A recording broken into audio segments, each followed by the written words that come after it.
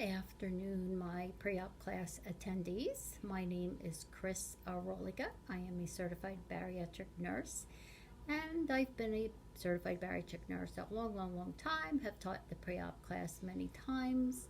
Because of the weather, we thought it was best that our patients stay home, and I volunteered to do a little video of the pre-op class.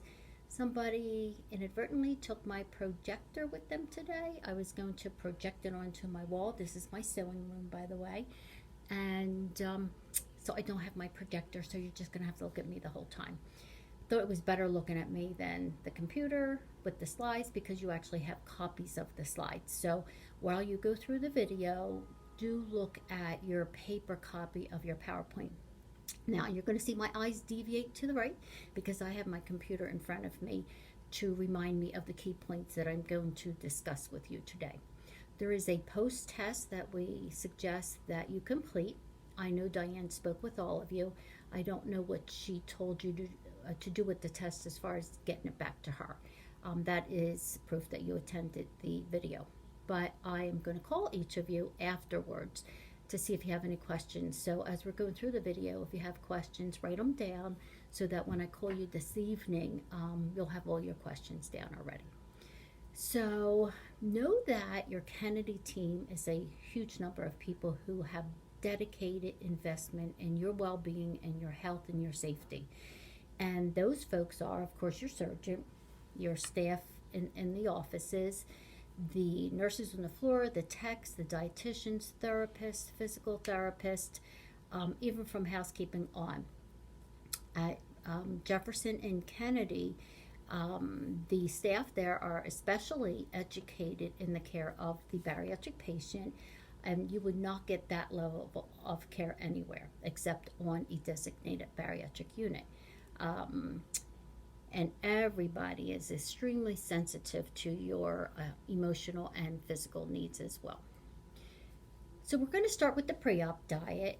At this point in time, everybody should know that 2 weeks prior to surgery, you will be put on a pre-op diet. And that is to decrease the size of your liver. And of course, you're going to lose weight in the meantime. The main purpose, though, is to decrease the size of your liver. And your liver is located on the right side here. And as you increase in size in the belly area, the liver increases in size as well. And it gets in the way of the surgery. So the surgery takes longer. It's harder for the surgeon. And you'll be more time under anesthesia if we don't shrink that liver. So the pre-op diet includes 2 to 3 protein supplements a day. Either the dietitian or nurse should have reviewed that with you as far as what their choices of bariatric protein supplements are, but 2 to 3 drinks a day. The one meal can be whenever you want that meal to be. It could be breakfast, lunch, or dinner. Generally, people will pick a dinner for that pre-op meal. It's about 4 ounces of protein, about the size of the palm of my hand. A half a cup of a starch, which is 4 ounces. If you're not quite sure what 4 ounces is, a little fruit cup is about 4 ounces. And you can also have a whole cup of cooked vegetables for that one meal. You're going to remember, though, that the day before surgery, you're not going to have that one meal. It's just going to be liquids. And you need to really guzzle up the liquids. The last thing we want is for you to go into the hospital dehydrated. So you're going to super hydrate with all hydrating beverages, like plenty of water, decaffeinated beverages, Crystal Light, G2 or Zero Gatorade waters, Propel waters, Diet Ocean Sprite, things like that. Your goal is to get super hydrated before surgery. Remember, too, that there is nothing to eat or drink after midnight as well. Keep in mind, too, that we're going to know if you hydrated well because it will be easier for the nurse to start your IV if you have done a good job of hydrating. And it's not in the slides, but I will mention that during the pre-op diet, sometimes people can get a little constipated because you're not getting really a lot of solid food in with fiber. So if you want, you can add a little Benefiber into your protein supplements or into your water. And Metamucil is the same kind of thing. With regard to medication, somebody's got to tell you what to do with them. So you might be on thyroid medication, heart medication, high cholesterol medication, high blood pressure medication, diabetes medication. Sometimes patients are to take some of the medications in the morning with a sip of water. Other medications we don't want you to take in the morning with a sip of water. So somebody needs to clarify for you, either the surgeon or when you go in for your pre-admission testing, which will occur about a week or so before your surgery. So for instance, somebody on thyroid medication may have to take it in the morning.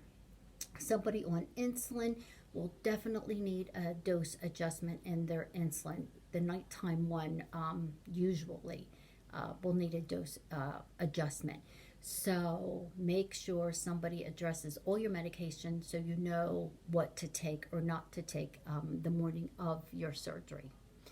So the fact that you're at the pre-op class means you're pretty close to surgery. Some of you may already have a surgery date, and those of you who don't will be getting it soon, I'm sure. So we definitely want to make sure you're prepared for your stay at the hospital, and that's why we do this pre-op class. So what can you expect the day of surgery? You're going to go in through the main admission of the main entrance of the hospital. Admissions is on the first floor. You're probably going to check in about 2 hours before your surgery time. So if your surgery is at 8, they're going to have you come at 6. The hospital will call you with an arrival time for your surgery. That usually occurs the day before surgery, but there is a number, as you can see on your slides. You'll go to the same day surgery department. Somebody will direct you there, which is on the second floor. You'll be in a semi-private holding area for the operating room. Your floor bed will be in a private room, and that will be on the 4th floor of the hospital. During your readiness for the operating room, you'll be putting on your hospital gown. There'll be some additional paperwork to do. The nurse will check your blood pressure, your pulse, your vitals to make sure everything is okay. Somebody's going to put an IV in you, and if you're hydrated, it's not going to be hard to do. You will get a heparin injection in your belly, and that is one of the medications we use to prevent blood clots during surgery. After surgery as well, you'll get the nurse will give you an injection, and some of you may or may not go home with an injectable anti-blood clot medication called Lovenox. Some doctors choose what patients go on them. Some doctors put all of their patients on it. Remember too, in preparation for surgery, if you're a nail polish user, no dark nail polish, because they need to put something on your finger to measure your oxygen level. Save all your manicures and pedicures for after your surgery. Then, so what are you going to expect the day of your surgery?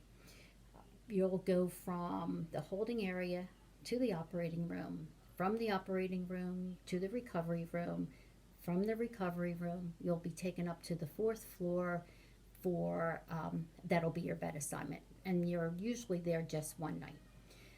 Those of you who may still be having a lap band, that probably takes less than an hour of surgery. Sleeve can be anywhere between an hour to an hour and a half, and maybe even less time. Bypass takes a little longer because there's more that gets done during a bypass, so that can take anywhere from 1.5 to 3 hours of surgery time. And when your surgery's done, you'll be going into the recovery room, and the amount of time you spend there depends on how quickly you're able to wake up and breathe on your own. So it varies patient to patient. After surgery, after you awaken, and do know that sometimes your throat and mouth might feel a little dry and tight. That's normal. During your surgery, they put a tube down that breathes for you while you're under anesthesia. You might feel a little pressure in your lower chest. You might feel nausea, and we hope that you don't, because we do give you medication to prevent nausea. We usually don't see people vomiting at this time because you are provided medications that prevent the nausea and the vomiting. So hopefully you're not going to feel any of that. Let's see. Your slide does say after the class you'll tour the 4 East unit where you're going. Obviously, this is my sewing room. It's not the hospital, so unless you want to come to my house and tour my sewing room. Um, Now, if the doctor feels you need additional monitoring, you might not go to the fourth floor. He may decide to put you in ICU instead. Not that you're severely ill, it's just maybe they want to monitor your sugars or your blood pressures a little more closely. Regarding family members, they can stay with you in the surgical waiting room. Well, when you're getting ready, right before you go into surgery, then they're going to go to the surgical waiting room and they're to wait there. There are snacks available there. Cafeteria is also on the ground floor. You want to mind your family that when you're finally in your room, that they should not bring food to your room because there's plenty of room in the cafeteria for them to eat. Um, Okay, now the cafeteria is, family room is near the elevators, by the way. I look at this because I don't give this talk all the time, so I have to remind myself. So my eyes are looking at the slides as I'm talking to you. So I hope that doesn't distract you. So, what are you going to bring the day of surgery? Many patients do have diagnosed sleep apnea, so you must bring your own CPAP machine. You want to make sure family members also know how to use your CPAP machine. I'll tell you that the less you bring to the hospital, probably the better off you're going to be. You're only going to be in there one night, so you're not going to need a lot. So don't bring any valuables for sure. But you may want to bring some of your personal hygiene items like deodorant, your own toothbrush, even though the hospital provides you with a little pail. Your own pillow, that you're going to get a really nice huggy bear that the hospital gives you. Definitely bring really good footwear because the day of your surgery, you're going to be helped up and you're going to walk the hallways, and they have competitions with which patients can walk the most laps. Very important that you get up and walk. The faster you get up and move and walk, the quicker your recovery actually becomes. Gas mobilizes out of your digestive system, blood flows, your airways open. It's just the best thing for you. Now, we are concerned about sleep apnea, so you definitely have to bring that CPAP to the hospital with you. Sleep apnea is a condition where at nighttime a person stops breathing, and that could be numerous times. Your oxygen levels drop, carbon dioxide levels go up, and that can have over time detrimental effects in your lungs and pressures inside your lungs and on your heart as well. So sleep apnea has to be treated prior to surgery and treat it while you're in the hospital as well. We do have sterile water in the hospital for your CPAP machine if you don't want to bring the water around with you to the hospital. Pajamas, robe, you can bring. You're going to have an IV in, so I would suggest you just bring a pair of shorts or a loose fitting pair of pants with an elastic waistband so your fanny doesn't show when you're out walking. If you want to bring a t-shirt or a top, that's going to have to be fed. The IV tube is going to have to be fed through that. It just makes it so much easier if you just use the hospital gowns front and back. Footwear that don't slide off because you don't want you tripping. You're going to have an IV pole, so you're going to be holding that IV pole, dragging it along as you walk through the hallways as well. They do provide certificates at discharge to recognize your achievement in walking. So your number of laps are going to be recorded there. You want to keep walking when you get home, and you definitely want to be hydrating really well as well, and we'll talk a little bit more about that. Okay. Pain. A nice way to communicate levels of pain is through a pain scale, and you can see that on the copy of your slides. So 0 means you absolutely have no pain at all. 10 is the worst possible pain, unbearable, and stages anywhere in between. So if the nurse asked you, what is the level of your pain? Look at that pain scale, because they compute numbers more than, I have a lot of pain. Because a lot of pain could mean different things to different people. So use the numbers to communicate your pain level. You will be getting pain medication to control any discomfort that you have. Depending on your doctor, you might have a pump connected to your IV, and there's a control where you can press the pump and deliver your own pain medication. So it's a nice way than waiting for somebody to come into your room and give you pain medicine. You cannot overdose because that pump is programmed to only give a certain amount of medication um, after a certain amount of time. Um, the nurse may come in and give you IV medication to help manage your pain. Sometimes you might have a little shoulder pain that goes into the back, and that's because during surgery the doctor blows up your belly with carbon dioxide gas, and that can refer pain up to the shoulder. Um, so the best way to dissipate that gas is to get up and move around. We can't emphasize that more. So we don't expect you to be completely pain free, and I wouldn't even so much say it's like a stabbing pain. It's just kind of like an ache, and you're going to feel tight around the abdominal area too. So definitely help us manage your pain by communicating in numbers to us with your pain level. Complications. I always like to say that there's a complication with everything we do in life. There's a complication in the sewing room because my cat could walk in any minute. What else could go? My light bulb could go off. You get in a car, especially this morning in the slippery, sliding weather. There's a complication of that. So same with surgery. There are complications that are general complications that are the same across the board, whether or not you have a hernia surgery, a hysterectomy, a knee replacement, or bariatric surgery. So complications are complications. With the bariatric surgery in particular, though, our number one, and I don't even like to call it complication, it's not a number one issue that we see, is dehydration. If you did not superhydrate during your pre-op diet, or you have difficulty drinking your fluids after surgery, you can very, very quickly dehydrate. So the number one issue that we see, and the number one reason people get readmitted back to the hospital, is dehydration. Blood clots we don't see because we're putting those who are at risk on the anti-blood clot medication, or in the other case where surgeons always put their patients on it, we're just not seeing blood clots. If you get up and move around and you walk and you keep the blood moving, you're just not going to get a blood clot. Pneumonia, we rarely see. Pneumonia happens when you don't breathe deeply. So nobody did anything wrong. You have to breathe deeply. There is a plastic thing that they're going to give you that makes you breathe in. It raises the rubber thing inside up to a certain level, and that helps you facilitate a very deep breath. So the deeper your breaths, the less likely you're going to get pneumonia.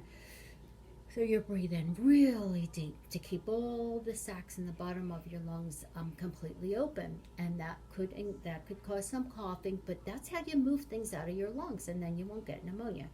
You're going to be given this nice teddy bear that you can hug the teddy bear as you breathe in deeply and cough. So we don't want to see pneumonia because if you breathe and cough, we're not going to see pneumonia.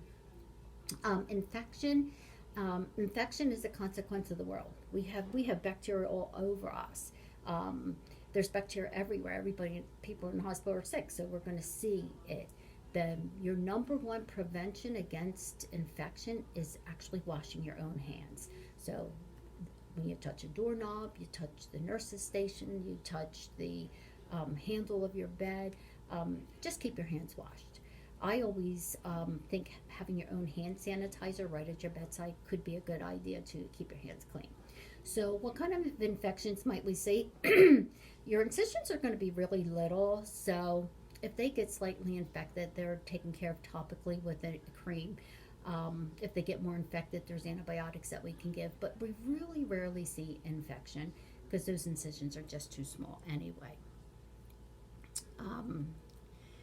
Then, how do you prevent that dehydration? Remember, it's the number one reason back to the hospital.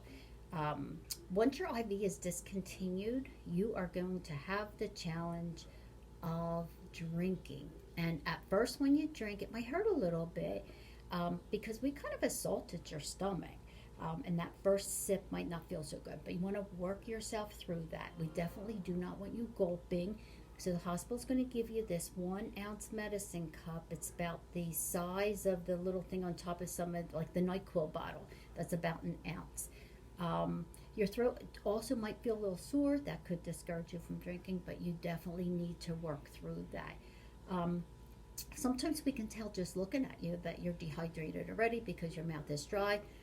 Your skin turgor is different as well. And your urine is going to be dark. You're going to get in your pre-op at the hospital before they discharge you a urine card, and it's going to show you levels of the colors of your urine and when we start suspecting dehydration. Most people's urine should be a clear to very light yellow. Anything beyond that, then we're going to worry about dehydration. So you need to recognize the signs and symptoms of dehydration. You could get very weak. Sometimes people complain of dizziness. You could get some muscle cramps because your electrolytes are changing because of fluid volume deficiency. Especially when you're from sitting to standing or laying to sitting. You could get some dry retching. Your urine also is going to be pretty dark. You could get a headache. One way we can assess dehydration is your heart rate does go up, your blood pressure does drop. And we don't like that. We don't want that to happen. Now, how do you prevent blood clots? You're going to get up and move around. Also, the hospital will be providing compression stockings for your legs, and it's connected to a machine at the bottom of your bed. They turn on the machine, and this squeezes your legs like this. Actually, it feels like a really nice massage, and that will facilitate pumping of blood back up through your legs. You'll be getting up and walking, and of course that's going to get your blood moving. The record number of laps is 150 laps around that nursing station. Not that we want you to be doing that amount, but know how important we feel that getting up and walking around is. So you're just going to do your personal best. You may want to keep your feet moving when you're sitting in a chair. I tell patients to do the feet alphabet. Feet alphabet is drawing the alphabet with your feet. So pretend this is my left leg. A, B, C, D, either cursive or printed alphabet. Okay, so you can see as from the slide on your paper, the two patients who are up walking. Walking is critically important. The Lovenox injection that I told you about to prevent the blood clots, the staff will teach you how to use them. It's a pre-filled syringe. You could have one hand tied behind your back, and you can inject that. It goes a little bit under the skin, given in the abdominal area. You will be taught how to do it if your doctor happens to order you the Lovenox. At my office, we order it for 14 days. It may be ordered for 10 days. It may not be ordered at all. They'll teach you how to do it at the hospital, so I won't get into detail because I don't even have my sample syringe here. There's an air bubble in that syringe. Normally with injections, we click it to get the air bubble out, but we want you to have that air bubble that's in the Lovenox in the syringe. You will be getting this red container because we want you to dispose of your syringes appropriately, and then you can return that red hazard container back to your doctor's office when you go back in for your first post-op important appointment. Pneumonia, how to prevent that? Well, we talked about that already. You're going to breathe. As you can see, there is a copy of the incentive spirometer in your slides. You're going to cough and deep breathe every 30 minutes with that bear, so you can support your incision so you don't hurt. Hospital tells you need to use that incentive spirometer 10 times an hour. During commercials, just keep using that incentive spirometer. I tell my patients to take that incentive spirometer home and use it for the first week as well, because you're not out of the woods when it comes to pneumonia. You're going to be able to take that bear home with you, and you are going to take that incentive spirometer home with you as well. Infection. That's the other issue that we get concerned with, but I already told you that the best prevention against infection is washing your own hands. Once you're home from the hospital, you do want to keep your incisions clean and dry. You don't have to put any dressings on it. You are allowed to shower. You can let water run over your incisions. You're just going to pat them dry after your shower. You don't want to take a tub bath, nor do, if it's in the summertime, do you want to go swimming until they are completely closed. Swimming pools, no matter how chlorinated, and your bathtub water is really never clean. You want to, during your recovery after surgery, maybe stay away from people who happen to be sick. So you don't get sick on top of recovering from surgery, because that's not very pleasant. So what can you expect the morning of your surgery? The surgeon will come in to see you. If a medical doctor is needed, he'll see you too. This is the morning after surgery that I'm talking about. You may have some students and residents or interns coming through taking a look at you as well. Dietitian may be coming to see you. Physical therapy if the doctor ordered it. What will happen before you get your first tray is that some doctors will order an upper GI. It's the test that most of you had prior to surgery, where you drink white stuff and then you take an x-ray. And we do that because we want to make sure nothing's overly swollen in there, or that we want to make sure everything is okay before you start to drink your fluid. If it is, then you're going to get your very first clear liquid tray. So that will be a protein-infused Jello. Jello's considered clear liquid. It may be some juice, maybe a G2, a Gatorade water, might have some broth, and that'll be your first liquid tray. And you have to demonstrate the ability to drink, or they're not going to send you home from the hospital. Because if you're not drinking, they send you home, you're just going to wind up coming back again. So your goal initially is to start with one of those little medicine cups that's about an ounce per 30 minutes. And gradually you're going to increase that to 2 to 3 of those little ounces in a half hour. I tell my patients, once they get home from the hospital, at least for the first few days, to continue to use those little medicine cups and time their water intake, because you don't want to go 2 hours without anything to drink, because you will quickly dehydrate. So if every 10 minutes you fill up your little 1 ounce container with some kind of fluid, then you're definitely not going to get dehydrated. And you're going to know on your own if you are becoming dehydrated, because you're going to look at your urine color. Never gulp. So it's really hard to gulp when you have a 1 ounce medicine cup. Definitely no carbonated beverages, even if it's diet. We don't want you using any straws either. And there's differences of opinions about straws, so ask your nurse or your dietitian what their take is on straws. But for the purposes of this presentation, no straws at all. If you're going to have coffee or tea, it really should be decaffeinated. Caffeine just is not a very good hydrating beverage. Excuse me. And sometimes it can be a little irritating even to your stomach. It can exacerbate reflux as well. So we want you to stay clear of caffeine for a few weeks after surgery. Now, the stages of your diet, and everybody should have some basic knowledge of this at this point in time, so we won't spend a lot of time on it. You're going to go through stages, slowly progressing your diet back to eating solid food. First week is the week where you are recovering, your stomach is healing, so we only want you doing the clear liquids, and since dehydration is such an issue, we want you working on your hydration.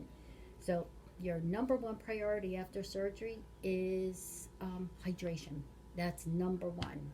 Second would be your protein intake. Then eventually your vitamins. Then eventually we want you to be able to eat food. But food is secondary at this stage. We're going to go into more detail with stages 1 and 2, and then stages 3 and 4.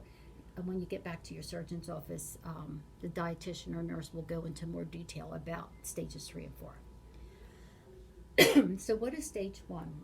It's your clear liquids, and these include all of the clear liquids that were in your pre-op diet.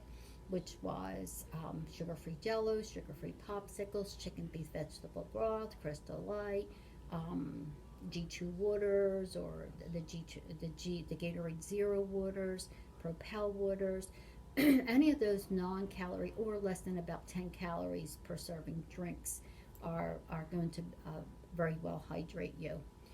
You can go to stage 2 by post-op day 4 or 5. If your surgery was a Wednesday, Thursday is your post-op day 1.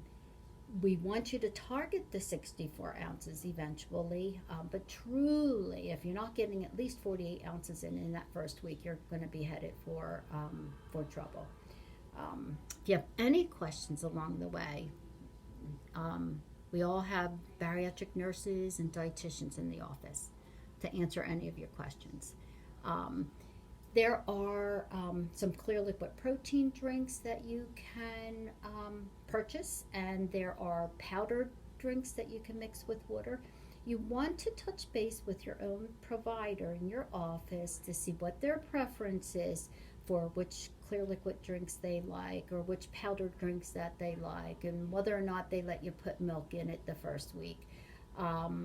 So make sure you're clear about what your specific dietitian is suggesting. Now, on your slides, it does have the Ensure Clear. So, for instance, I don't really like the Ensure Clear. The clear one I like is either the Atkins Lift or the Protein Clear. Premier Clear has a clear protein shake. But you can have the clear liquid proteins during your stage 1 of your post-op diet. And these are the other things that you can have too, and they're all on your slides, so I won't actually say them. Sugar substitutes that you're allowed to have. We want to stay away from sugars. And if you have had a gastric bypass, you're probably not going to like how you feel if you ingest sugar. Stage 2, which is starting day 5 post-op, potentially, is considered your full liquid stage. Meals should be about a quarter of a cup, no more than a half a cup, 3 to 4 times a day. So half of a fruit cup or 2 of the 1 ounce sippy cups that you were using. And the kinds of foods that you can have would be the Greek yogurt, cream of wheat, plain oatmeal, grits. You just want to make sure they're watery. I do tell patients they can add cinnamon into that. Low fat, creamy type soups like cream of chicken soup, tomato soup you can have as well. You can use skim milk to make your soup. Unsweetened applesauce if you can find it. Fat-free or low-fat whipped cottage cheese. Sometimes you can't find the whipped cottage cheese, so take regular cottage cheese and beat it up with your fork. Scrambled egg beaters, egg whites, you can make like an egg drop soup, which means you boil your broth and drop it in there. May give you a little bit of something to put in your tummy at this stage, which is actually providing some protein for you as well. The goal is about 40 grams of protein at this stage. Of course, we want you to get up to 60 to 70 grams of protein eventually. And then once you have your first post-op visit, dietitian or nurse will go over what your lifetime protein requirements will be. At this stage, you're still drinking a protein supplement because you're not eating enough protein food. You should continue your protein supplement or drink until you're able to eat enough protein, and then you don't have to continue the protein supplements after that. Vitamins is another thing. Every provider has their personal preference. There are some very nice vitamin companies out there. In my office, we do use a vitamin company, but patients are free to purchase their vitamins where they would like, providing the vitamins that they purchase meet our guidelines. Bariatric Advantage, to Celebrate, Thorne Vitamins. They're all good companies, as well as Nascobal. That's the company that I use. So make sure you follow what your dietitian or nurse is telling you about your vitamins. And sometimes the offices have free samples to have you try some of them too. We don't really expect nausea or vomiting, but we did operate on your stomach, and that's where nausea and vomiting comes from. But there are sometimes causes that you can control that can cause some nausea and vomiting. And they're usually you drank or ate something too fast. You ate and drank together. You didn't chew up your foods well. You ate just one bite too many, and sometimes that's all it takes. Sometimes you advanced your diet too quickly. I think my cat's coming in, so let me shut the door and lock him out. I don't think you want a cat in your video. Or you ate and drank together. You definitely want to wait at least those 30 minutes before you're separating your meals from your fluids. So we're usually able to pinpoint why you're getting nauseous and why you are vomiting. Sometimes patients will develop, our patients call it the foamies or slimies, and that's like the super salivation that you get. And usually that's a sign that you did one of those things wrong. You ate too fast, you took one bite too many, you advanced your diet too quickly, you ate and drank together, you didn't chew well, and then you get these slimy things before you actually, and sometimes you just bring up mucus when you get nauseous. You will go home with something for nausea. And if that persists, then we probably need to talk to you about, what could be the underlying cause of the nausea. There are some medications you want to avoid after surgery. With the sleeve gastrectomy, we can be a little bit more liberal with medications. With the gastric bypass, we really do have to adhere to guidelines. So NSAID type medications really need to be avoided if you have a gastric bypass. So those are medications like ibuprofen, Celebrex, Motrin. Any products that contain aspirin, like Pepto-Bismol contains aspirin, Excedrin, Alka-Seltzer, Aleve, definitely avoid with a bypass. With a sleeve, you still want to be careful because these are harsh on your stomach lining. So you should, if you do need to take them, you may need to take them with a little bit of food on your stomach. Tylenol is absolutely safe to take at any time, both before and after surgery. And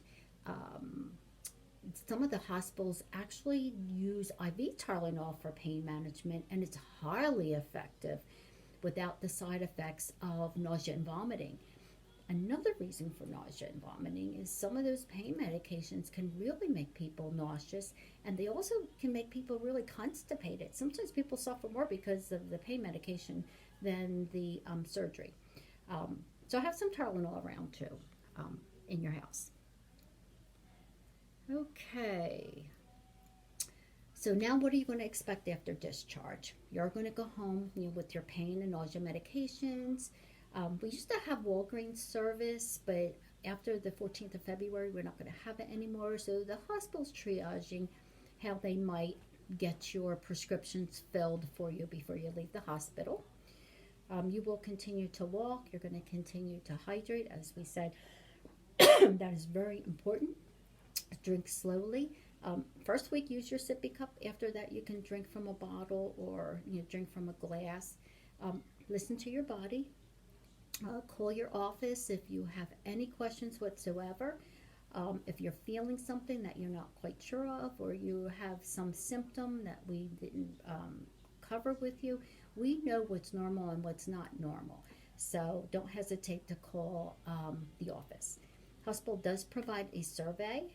They like you to fill it out because that's the only way we know we're doing a good job or we're not doing such a good job. And it's our feedback to make sure you get the best expert care possible. Okay, so now you're home from a hospital.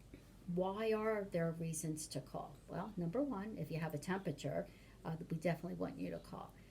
This slide says if you have a temp greater than 101, I would still say that if you run a low-grade temperature for a few days in a row, you might want to run that by the office as well. You will be given a thermometer to take home with you in your discharge bag. Sometimes if your pulse rate is up high, that tells us something is wrong too. Sometimes you can feel it like beating out of your chest. If you know how to take a pulse, you can feel a pulse in your wrist. Sometimes it's hard to feel like where your thumb is, it's about right there. And if you put your fingers right there, you're going to be able to feel a pulsation. And if it goes above 100, then that could be a problem. You need to report that. Putting your hand right up here, you can feel pulsation right there as well.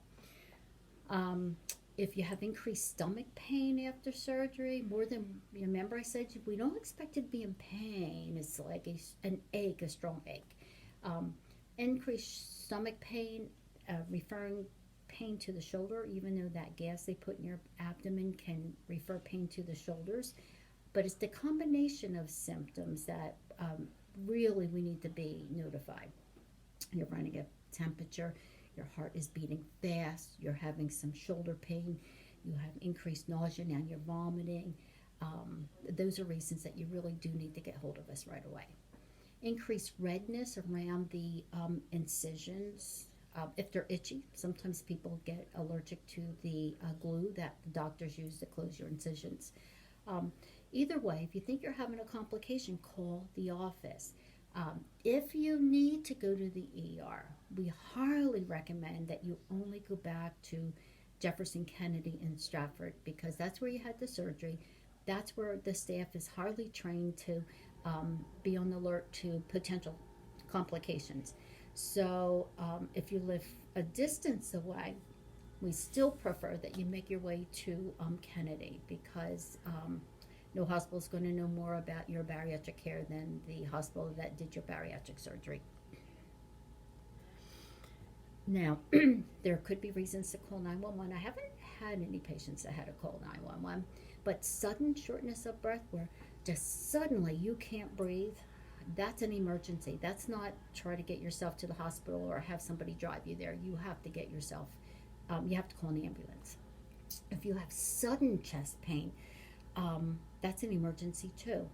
Sometimes you get a little tightness in here when you're drinking or you're eating. That's different. But sudden chest pain, that's a 911 call to the hospital as well. Could be you've developed a blood clot, or there's something going on with your heart. And we just don't want to play around with that. If in doubt, check it out. So long-term follow-up. We do want to follow you for about 5 years after your surgery. So each office will have their protocol with how you're going to follow up. But we definitely need patients following up at 30 days, 6 months, 12 months, and every year for 5 years. Different offices may also include additional intervals, such as 2 weeks after surgery, maybe 1 week after surgery, a month after surgery, 3 months after surgery, 6 months after surgery. And at intervals of times, we're going to have some blood work done to make sure you haven't developed any deficiencies. So we're checking all your vitamin levels and your protein levels, and your electrolytes and everything else. We do want to make sure that you're keeping your weight off long term. Sometimes you're going to see very normal plateaus even within the first month after surgery. Things can happen as time goes on, particularly your metabolism can change, and sometimes calorie recommendations need to change because of that. But if you're not following up, you don't want to be trapped in that weight regain syndrome. So you want to follow up at your intervals. We do collect data too, and we compare ourselves nationally to determine what is best practice. And to this point in time, Jefferson Kennedy really does represent what is best practice in bariatric care. So follow up for the 5 years, and at all the intervals that we recommend in between, and anytime that you feel that you need to come in for a visit as well. There are 2 wonderful ladies in here. You'll see them on your slide paper. We call them the Bariatric Angels. You may get a visit from one of them. You will definitely get a visit from Diane Zellers, who is the bariatric patient herself. Peg Martin, who is the coordinator at the hospital, is a bariatric patient herself. And they are both extremely good mentors and people who definitely walk their talk. So take advantage of their compassion for you when they come around to see you. So you're going to get a lot of support at the hospital. We also have fitness classes, and the patients who go to these rave about it. There is a class called 20 minutes of yoga, 20 minutes of resistance, and then 20 minutes of cardio. This is for both pre and post-op patients, and everybody can participate. Even if you never exercise or you're confined to a wheelchair, you can get yourself to that class. It's everybody participates at their own level. And that class is free, by the way. There is a water aerobics class, and that's in Chernersville. There is a $5 per class fee for that, and everybody absolutely loves that class as well. So if weight-bearing exercises are too much on your joints, then this water aerobics class would be an ideal class for you to take. What our patients are saying, most of the times, all the times, patients are saying very nice things about their experience. When you ask a patient if they would do it over again, unanimously, people say that they would. Even those who may have had some complications. Now, we did talk about complications, so even those who may have sprung a leak or developed an infection, they would still do it over because the struggle with weight loss is so profound. People never, ever want to go back to that again.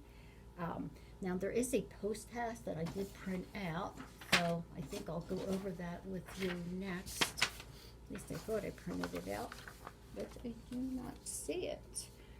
So when I call you on the telephone, we'll go over that post-op test. Now let's see if there's any more slides here. Get your questions ready for when I call you. What to expect day of surgery.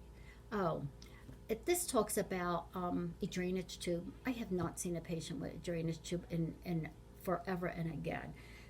So I doubt anybody's going to be going home with a drainage tube in their belly. And I think that is it. And I wish I knew what I did with that test, but all right.